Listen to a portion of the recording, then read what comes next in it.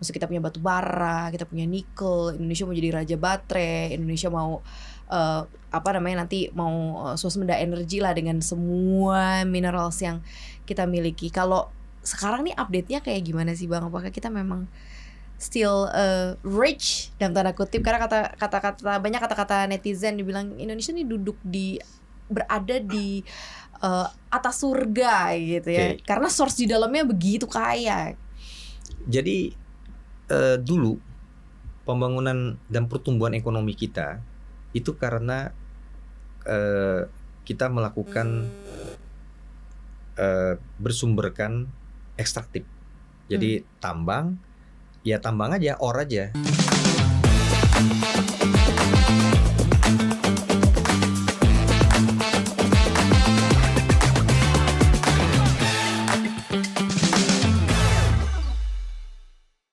Hai Sobat Cuan, apa kabar? Selamat datang di podcast Cuap-Cuap Cuan. Semoga Sobat Cuan saat ini sedang dalam kondisi happy, bahagia, sejahtera ya, amin ya. Dompetnya juga cuan ya Sobat Cuan ya.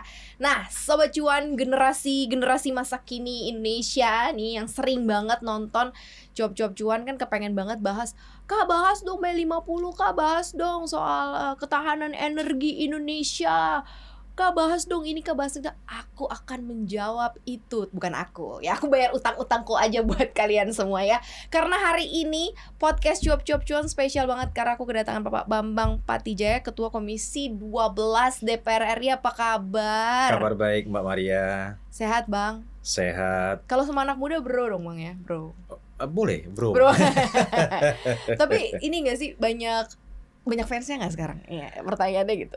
Aku nggak pernah ngecek sih fans dalam artian seperti apa. Yang paling penting dalam tugas di DPR ya kita berusaha kerja yang baik, kerja yang normatif. Nah, apakah itu kemudian berkorelasi langsung kepada fans?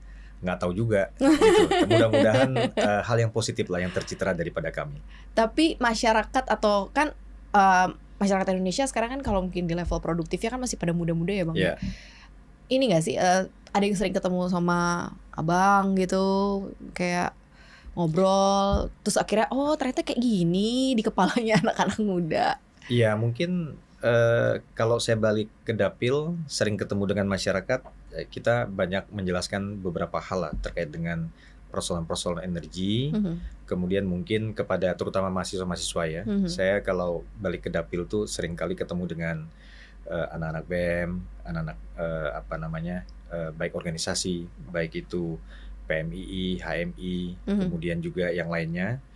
Nah di situ kita saling berdiskusi dan biasanya ya mereka senang karena kenapa? Beberapa informasi itu kan keluar langsung dari kami sebagai pengambil kebijakan di DPR, kemudian juga dari informasi pertama dan kadang-kadang itu di untold story.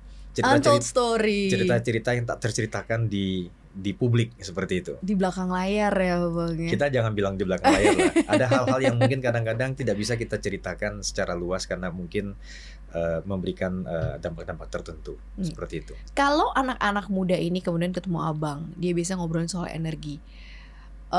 What is the first question? Biasanya nih yang paling sering, kalau aku kan kayaknya tiap hari hampir interaksi sama mereka ya, walaupun di media sosial, walaupun by jempol ya kalau anak-anak sekarang ya. Apa yang biasanya mungkin Abang langsung mereka tanya ini atau apa sih biasanya? Biasanya kalau terkait dengan energi, mereka bertanya tentang bagaimana ketersediaan. Mereka bertanya bagaimana proses daripada penyediaan. Kemudian apakah masyarakat mendapat manfaat? Dan biasanya nanti diselingin dengan beberapa case-case yang mana terjadi misalkan dianggap perlu diperhatikan. Jadi anak muda sekarang ini datang kepada kita itu bukan sekedar ingin mendengar kita bercerita, mendengar kita menjelaskan, tapi juga membawa masalah untuk kita selesaikan. Nah itulah, jadi sekarang ini kan lebih kritis ya, lebih kritis. Itu yang saya kagumi juga dari anak muda sekarang. Seperti itu. Mereka lebih kritis, mereka mungkin bisa langsung nyari Abang ya, kayak wah kayaknya gue langsung aja nih kontaknya. Dan mereka selalu punya informasi pembanding sekarang. Mereka akan bertanya kepada Mbah Google, mereka akan tanya kepada Mbak GPT juga Mbak ya. GPT juga seperti itu. Nah, maka kadang-kadang dengan mereka kita nggak bisa salah ngomong gitu. Kan mereka sekarang berbicara dengan angka dan data juga. Benar sih, benar, emang keren sih ya, kalian keren semua. Nah, ada abang di sini berarti kan langsung nih jawab nih apa yang pengen mereka tahu, karena belakangan ini kan catatan mengenai pencapaian energi kita keren, Blok Masela yang sudah lama sekali ditunggu, terus sekarang lah running ya kan. Iya. Nah ini mungkin sekaligus juga memberikan pemahaman, kasih paham juga nih soal si Blok Masela ini dan efek lanjutannya juga bang, karena kan emang ternyata nanti tuh akan menghasilkan gas besar banget, so which is akan ada sumber daya manusia juga yang akan terserap sebagai ladang pekerjaan baru gitu, efeknya banyak dan bagus banget sebenarnya bang. Iya, jadi kan Blok Masela ini kan kenapa menjadi hit sekarang? Karena kalau Blok Masela ini sebenarnya PR lama. Yes. PR lama. Betul. Jadi barang ini kan sebenarnya udah mulai didesain untuk dilaksanakan tuh mulai dari tahun 2000 ya, kalau dari sekarang 26 tahun yang lalu. Saya masih ingat waktu saya masuk ke DPR pada periode tahun kemarin. Kemudian Komisi 7 pada saat itu yang masih membidangi energi, ini pertama kali membahas terkait dengan persoalan Blok Masela ini, ya. Jadi termasuklah dari SKK Migasnya dan juga waktu itu dari pihak Inpex-nya itu diundang. Saya masih ingat karena waktu itu saya bertanya, itu kira-kira peristiwa tahun 2021. Saya bertanya, kenapa proyek ini yang kira-kira kita kita pikir di atas kertas itu akan memberikan hasil yang luar biasa, tetapi kenapa belum dilaksanakan juga? Seperti itu tahun 2001 itu. Yeah. Lalu kemudian dari dinamika diskusi di rapat itu ada seorang senior dari Komisi 7 juga mengatakan, Pak Bambang, pertanyaan yang serupa juga 10 tahun yang lalu saya tanyakan. Kenapa proyek ini belum jalan juga? Kan seperti itu. Nah inilah memang kadang-kadang di dalam proyek-proyek besar seperti migas ini, memang segala sesuatu itu tidak gampang untuk dieksekusi. Nah dulu ceritanya, mungkin sebagian besar udah tahu lah, ceritanya Blok Masela ini sudah mau dikerjakan, lalu kemudian ada terjadi perubahan waktu itu. Karena kenapa? Salah satu petinggi negara kita pada saat itu, salah satu Menko mengatakan bahwa lebih baik Blok Masela ini daripada dia segala sesuatunya offshore, artinya pemprosesan dan sebagainya itu di laut, itu lebih baik ditarik ke darat karena akan memberikan manfaat bagi masyarakat. Ada circular ekonomi, ada hal-hal positif lah yang kalau dia di darat. Tetapi ingat, dengan merubah proyek tersebut yang sebetulnya sudah merupakan FID pada satu final investment decision, ini kan merubah semuanya, sehingga pada saat itu ya yang pemegang bloknya menjadi menarik diri. Nah kemudian Inpex mengambil alih, ya, yang saat ini Jepang. Nah menariknya adalah bahwa memang di dalam yang namanya proyek besar ini diperlukan suatu keputusan yang mendesak dan berani dan leadership juga dari tokoh-tokoh politik. Jadi kemarin itu kan ketika sekitar di bulan April itu kan Presiden 2026 ya, bersama Menteri SDM sempat ke Jepang, betul. Dan salah satu misi pada saat itu adalah bagaimana mengamankan ketersediaan gas untuk Indonesia. Waktu itu kan salah satunya untuk mengamankan pasokan LPG. Nah, salah satu yang disamperin pada waktu Inpex. Inpex ini kan perusahaan dari Jepang. Nah, pada saat itu Inpex menyanggupi bahwa akan mendukung Indonesia di mulai bulan Mei ke atas. Itu adalah pasukan Inpex yang LPG dari Australia. Nah, tapi waktu itu juga ditambah suatu titipan, itu jangan lupa Blok Masela. Seperti itu. Jadi kunjungan Presiden ke Jepang itu bukan hanya persoalan ingin mengamankan pasokan LPG pada saat itu, tetapi juga terkait dengan persoalan Masela. Dan itu sudah pembicaraan dewa-dewa kan. Nah, kemudian hal ini ya dieksekusi dengan baik oleh Menteri SDM Pak Bahlil dengan jajarannya SKK. Terus pepet terus, kalau nggak lari lagi nih barang. Betul. Nah, saya ingat bahwa Presiden juga mengatakan jika 6 bulan setelah groundbreaking juga nggak ngapa-ngapain, bila perlu cabut aja, nggak apa-apa. Karena kenapa? Di atas itu ada kepentingan nasional bahwa yang harus dipikirkan, yang harus kita pertahankan. Karena bagaimanapun juga kalau ngulur-ngulur aja, kita jangan terjebak kepada persoalan kontrak yang masih berlaku dan sebagainya. Tapi kan kita perlu pasokan. Dan barang ini adalah merupakan sumber daya yang luar biasa, blok Masela ini. Pada blok Masela ini berdasarkan desain yang ada, dia akan memproduksi 9,5 juta ton LNG nanti. Kemudian akan menghasilkan gas kurang lebih 150 mm SCAF. Lalu kemudian kondensat setara sekitar 35.000 barel. Jadi saya pikir ini hal yang bagus kalau Masela ini bisa dikerjakan. Nah, sehingga dengan demikian nanti Masela akan merupakan salah satu lumbung energi kita yang akan menghasilkan gas. Dia terutama gas ya, bukan spesialisasi minyak. Gas. Dia gas yang mana akan berkontribusi langsung kepada pasokan gas dalam negeri. Kemudian juga LNG kita akan dapat juga untuk industri gitu. Efek ke ekonomi udah ngitung-ngitung belum, Bang? Ya besar sekali manfaatnya gitu. Bisa ratusan triliun, baik itu dari pajak, baik itu nanti dari PNBP, nanti kemudian ada lagi dari sirkular ekonomi yang muncul, gitu loh. Jadi memang kadang-kadang dulu itu keputusan memindahkan itu kadang-kadang ada baiknya juga. Kalau yang desain yang lama itu segalanya offshore, malah saya dengar itu kan ada pipa ke Australia langsung pada saat itu, pipa gas. Jadi pada akhirnya semuanya dirubah. Sekarang ada di darat berarti ya, Bang ya? Kalau saya tidak salah di darat, ya saya harus dapat konfirmasi ulang karena kan tidak semuanya saya dapat penjelasan yang detail terkait dengan apa yang menjadi spesifikasi teknis pembangunan proyek itu.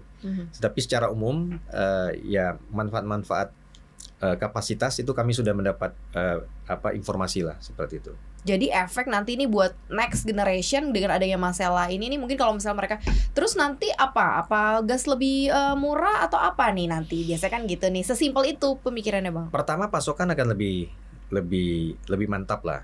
Ingat bahwa Indonesia ini punya gas dan ini dapat dipergunakan berbagai macam sektor. Baik itu yang terutama adalah untuk pembangkit power plant, ya. Kemudian untuk industri. Nah, kemudian gas yang sudah dibikin cair berupa LNG ini dapat diangkut dengan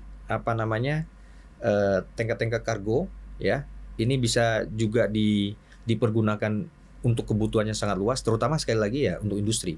Nah, sehingga jika kebutuhan dalam negeri kita dapat terpenuhi, ini akan berdampak langsung kepada bagaimana mendukung perkembangan dan pertumbuhan industri. Kan industri-industri dalam negeri dan luar negeri akan memperhitungkan soal pasokan. Ya, pasokan. Gas ini banyak dipakai untuk misalkan industri keramik, industri apalagi yang kira-kira ada pembakarannya kira-kira seperti itu. Ya, dan ini tentu karena kita memproduksi dalam negeri, harga akan lebih murah nanti. Ya, jadi bukan harga internasional yang sangat tinggi. Nah, inilah yang kira-kira menjadi satu keunggulan nanti. Dia akan menimbulkan efek pertumbuhan. Pasti, ya pasti setiap kali ada project apalagi nilainya gede gitu ya. Apalagi juga langsung diinisiasi sama Pak Presiden bertahun-tahun dong stop terus hanya pertemuan April, Mei, Juni, Juli buka ya, Bang. Iya, betul. Kalau dilihat nih dari sisi kan kita tuh kan source-nya banyak banget nih, Bang, source sumber daya alamnya nggak sih?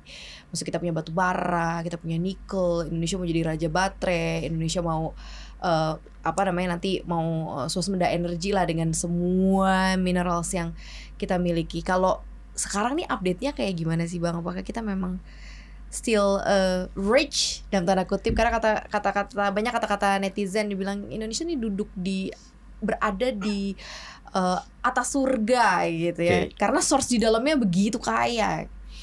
Jadi dulu pembangunan dan pertumbuhan ekonomi kita itu karena kita melakukan bersumberkan ekstraktif. Jadi tambang, ya tambang aja, ore aja, barang-barang bahan baku saja. Lalu kemudian pada periode keduanya Pak Jokowi, dia ingin bagaimana kita shifting, kita mulai naik, bahwa tidak lagi hanya sekedar penjualan bahan baku. Jadi kalau dulu itu kan kalau nikel ore yang dijual, yaitu berupa bahan baku nikel itu. Barang mentah ya Bang? Barang mentah aja, barang mentah bahan baku. Nah kalau di zamannya Pak Jokowi terakhir itu kan dilakukan hilirisasi, yang kita anggap itulah fondasi pertama, sehingga kemudian banyak sekali smelter-smelter yang berdiri. Lalu kemudian kita melakukan perubahan pada Undang-Undang Minerba. Muncul Undang-Undang Nomor 3 tahun 2020. Dalam undang-undang disampaikan bahwa 3 tahun setelah undang-undang ini berlaku, maka tidak boleh lagi ada produk-produk pertambangan itu dijual bahan baku, bahan mentah saja. Dia harus berupa bahan minimal setengah jadi atau barang jadi. Ada added value-nya, nilai tambah. Jadi minimal itu barang intermediate, sudah ada proses pemprosesan seperti itu. Nah, itulah menjadi landasan. Lalu kemudian pada zamannya Pak Prabowo, beliau punya yang namanya Astacita. Pada Astacita Presiden yang kelima dikatakan melakukan hilirisasi, ya kan, dan melanjutkan hilirisasi dan melaksanakan industrialisasi untuk memberikan nilai tambah untuk dalam negeri. Nah, ini kan yang menjadi pegangan. Sehingga kemudian semua kekayaan alam yang kita miliki, baik itu nikel, baik itu timah, baik itu boksit, untuk ya kan, kemudian mineral-mineral yang lain, itu semuanya didorong untuk dilakukan hilirisasi. Bahkan kepada yang namanya batu bara pun, yang merupakan bahan energi primer juga, ya. Ini dipikirkan bagaimana yang merupakan adalah penyumbang emisi untuk juga turut dilakukan hilirisasi, kemudian pada produk hilirisasinya dapat menurunkan nilai emisi, yaitu misalkan melakukan proyek gasifikasi. Kan kita melakukan yang namanya DME, proyek DME. Nah, inilah semua dipikirkan. Jadi kalau ditanya sekarang ini seperti apa, Indonesia sedang bertransformasi dari negara yang ekstraktif menjadi negara industri. Hilirisasi itu kata kuncinya. Hilirisasi itu kan bagaimana kita melakukan downstreaming semua produk-produk. Seperti itu. Jadi dengan melakukan hilirisasi ini, ya kita akan bergerak. Nah, kenapa kita ingin melakukan itu?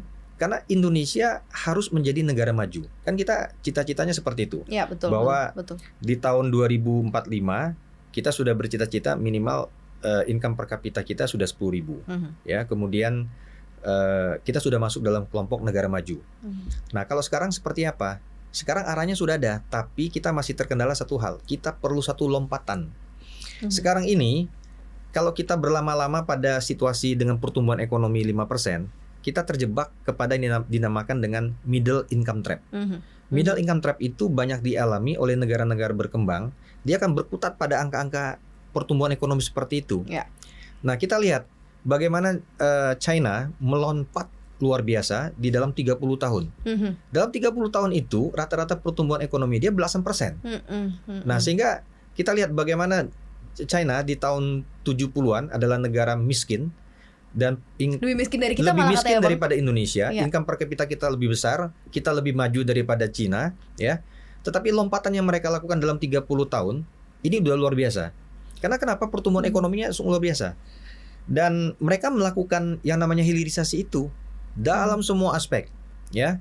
Mereka mendirikan pabrik ini, pabrik itu, mereka bangun ini, bangun itu, research and development-nya berkembang. Nah, inilah. Jadi dengan kita nanti dicanangkan oleh Presiden Prabowo, pertumbuhan ekonomi kita harus menuju ke 8%. Apakah ini akan tercapai? Ini merupakan tujuan yang akan kita capai. Apakah gampang? Kita perlu kerja keras. Ya, Mhm. ini satu dinamika yang challenge yang harus dijawab gitu. Kita kan jangan asal ngecap aja, oh gampang ini. Tidak gampang, tapi kita akan menuju itu. Seperti nah, dengan adanya pertumbuhan seperti ini, maka semua pertumbuhan ekonomi kita juga akan merangsang semuanya. Semua sektor-sektor lain akan tumbuh.